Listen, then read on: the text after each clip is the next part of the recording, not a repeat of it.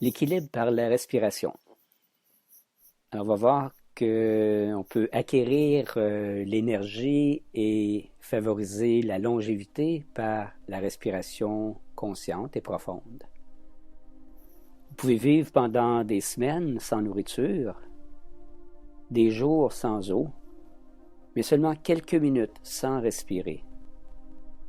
Pour la plupart d'entre nous, respirer, c'est une fonction relativement automatique et un acte inconscient. Vous ne remarquez pas votre respiration à moins que vous n'ayez un problème à ce niveau-là. Un des objectifs de la pratique spirituelle, c'est de rendre conscient ce qui ne l'était pas auparavant. Vous ne devez pas tout d'un coup porter attention à chaque respiration que vous prenez, mais vous tirez de grands avantages à augmenter votre capacité et votre contrôle respiratoire. De plus en plus de chercheurs établissent un lien entre la capacité vitale, qui est la profondeur de votre respiration, et la longévité. Les éléments de base de la respiration. Vos poumons sont des organes passifs.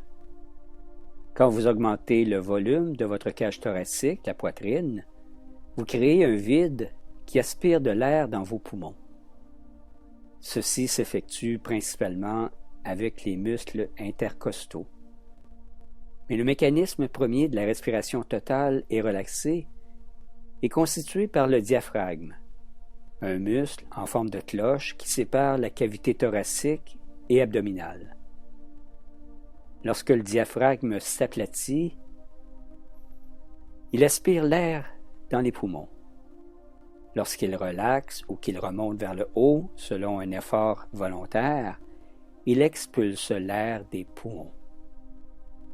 Lorsque les nouveau-nés respirent de façon détendue et naturelle, vous remarquerez leur ventre monter et descendre, étant donné qu'ils utilisent surtout le diaphragme pour respirer, ce qu'on appelle la respiration ventrale ou abdominale. La plupart d'entre nous respirons aussi de cette façon détendue lorsque nous dormons. La respiration ventrale est associée à un état d'aisance, de sérénité et de repos. La respiration thoracique, qui est courte, saccadée, lorsque les muscles intercostaux entrent en jeu pour ouvrir la partie supérieure de la poitrine, est associée à un état d'anxiété et de tension. Essayez de faire cet exercice tout simple. D'abord, asseyez-vous ou couchez-vous et mettez une main sur le centre de votre poitrine et laissez l'autre sur votre ventre, au-dessous du nombril. En premier lieu, respirez seulement avec votre poitrine. La main qui se trouve sur votre ventre ne devrait absolument pas bouger. Prenez de petites respirations rapides et peu profondes.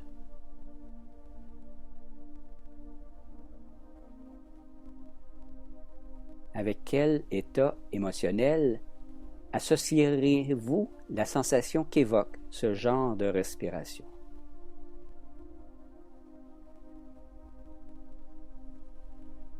En second lieu, respirez uniquement avec votre ventre. La main sur votre poitrine ne devrait absolument pas bouger.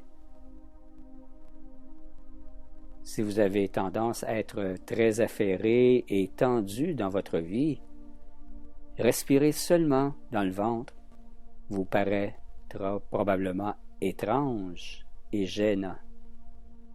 Si vous avez de la difficulté à sentir cette respiration, allongez-vous, posez 1 ou 2 livres reliés sur votre ventre et respirez afin que les livres montent à l'inspiration et descendent à l'expiration. Une fois que vous vous habituez à ce nouveau rythme, vous remarquerez que la respiration ventrale relaxe presque immédiatement le corps et amène un état de plus grande sérénité.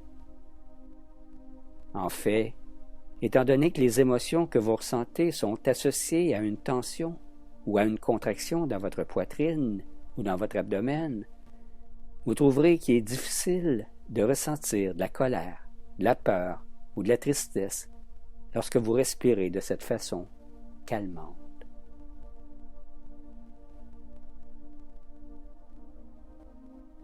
Transformons maintenant cet exercice respiratoire ventral relaxant et revigorant en une sorte de méditation.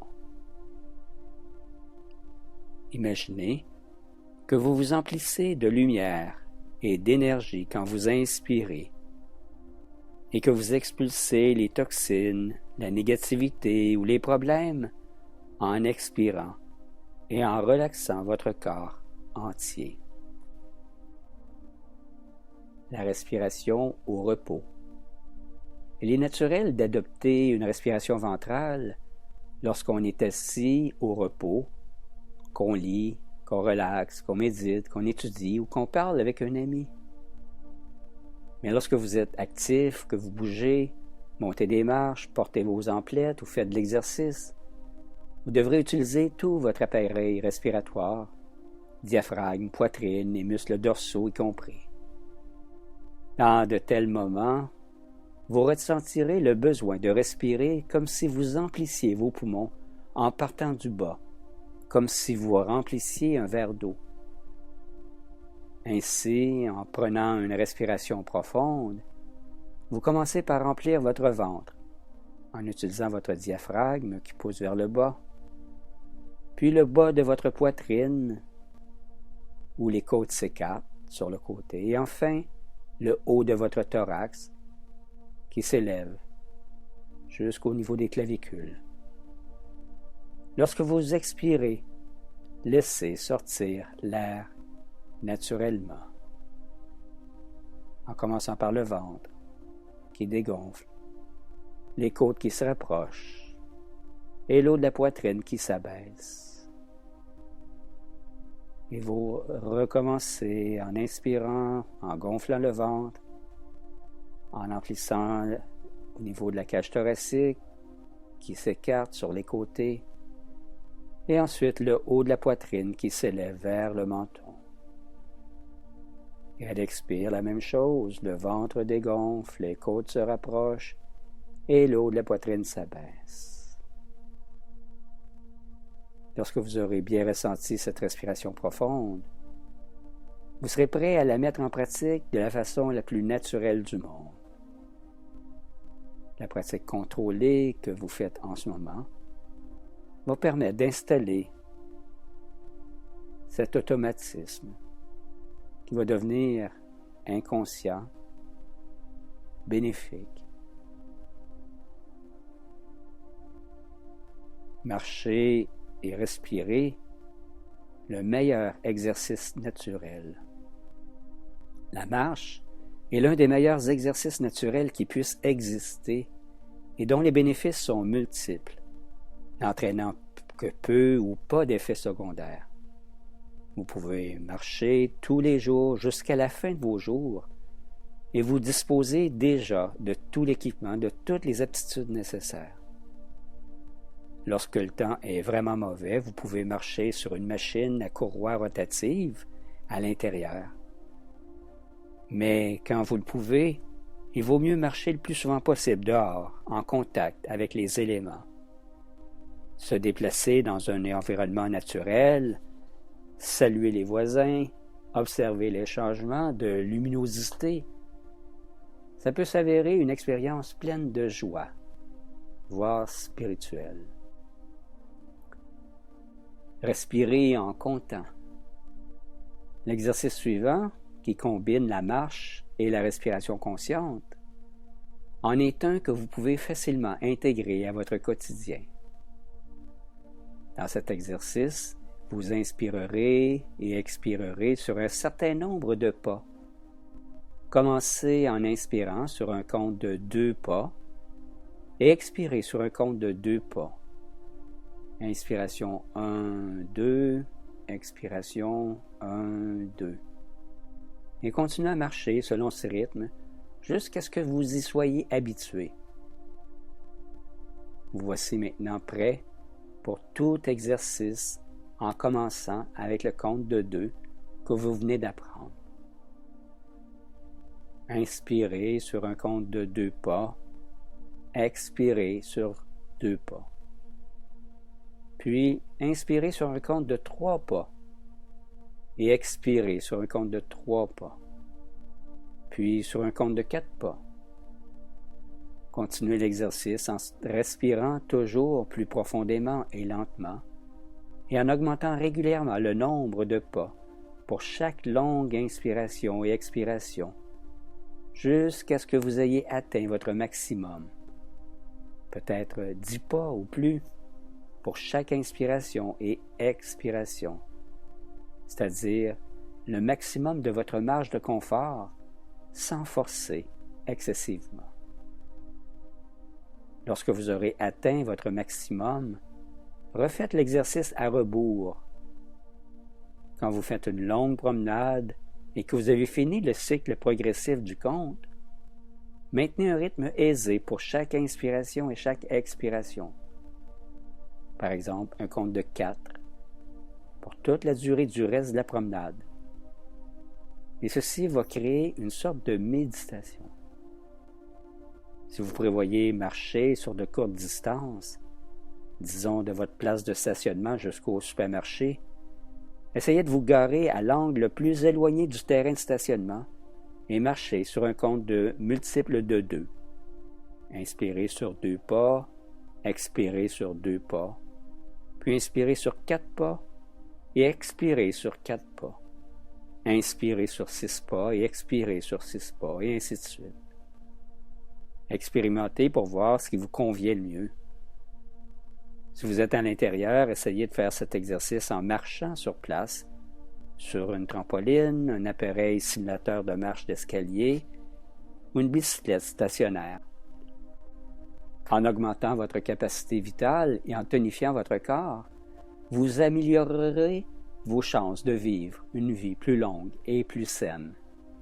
Vous respirerez mieux, littéralement, si vous faites ces exercices.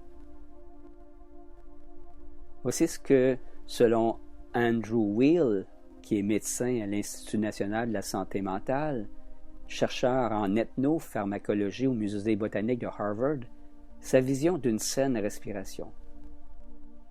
Au cœur de notre être palpite un mouvement rythmique, un mouvement cyclique d'expansion et de contraction qui est à la fois à l'intérieur et à l'extérieur de notre corps, à la fois spirituel et physique, à la fois conscient et dans un ailleurs de la conscience, soit la respiration. La respiration est l'essence de l'être et dans tous les aspects de l'univers, nous retrouvons cette forme rythmique d'expansion et de contraction. Le cycle des jours et des nuits, de la veille et du sommeil, des marées montantes et descendantes, ou le rythme des saisons. Le mouvement oscillatoire entre ces deux phases existe à tous les niveaux de réalité, même à l'échelle de l'univers qui est en ce moment en expansion, mais se contractera un jour pour revenir à ce point d'origine inconcevable qui est le tout et le rien, achevant ainsi sa respiration cosmique. Si la respiration est le mouvement de l'esprit dans le corps, le cœur du mystère qui nous unit à toute la création, alors travailler sa respiration est une forme d'activité spirituelle. C'est aussi une technique qui influence la santé et la guérison, puisque notre façon de respirer reflète l'état de notre système nerveux et influe aussi sur l'état de ce système. Vous pouvez apprendre à réguler votre rythme cardiaque, votre tension artérielle, votre circulation et votre digestion en changeant consciemment le rythme et l'ampleur de votre respiration. Vous pouvez tonifier votre système réparateur ou immunitaire de la même manière.